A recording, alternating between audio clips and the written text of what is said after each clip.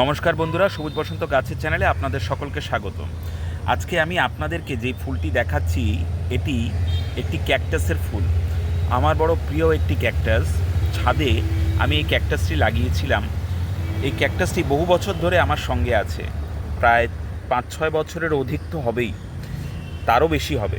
এবং এই ক্যাকটাসটি প্রতি গ্রীষ্মকালের সময় এইভাবে আমাকে ফুল দেয়। আপনারাও বাড়িতে এরকম ক্যাকটাস লাগালে তার থেকেও ফুল পাবেন। এবং ফুলটি দেখুন কত সুন্দর দেখতে।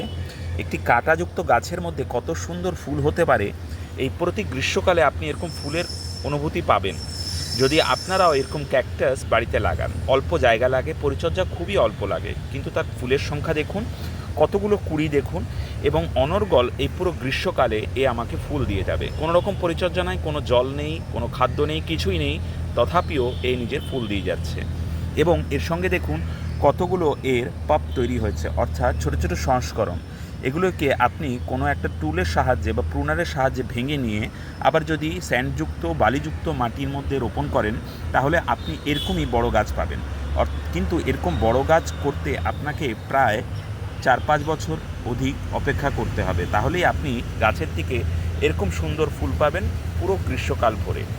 আজকের ভিডিওটি আশা করি আপনাদের ভালো লেগেছে। যদি ভালো লেগে থাকে আমাদের চ্যানেল সবুজ বসন্তকে লাইক, শেয়ার এবং সাবস্ক্রাইব করুন, এবং আমাদের পাশে থাকুন অ্যাজ এ ফ্রেন্ড এবং ফ্যামিলি হিসাবে। নমস্কার বন্ধুরা।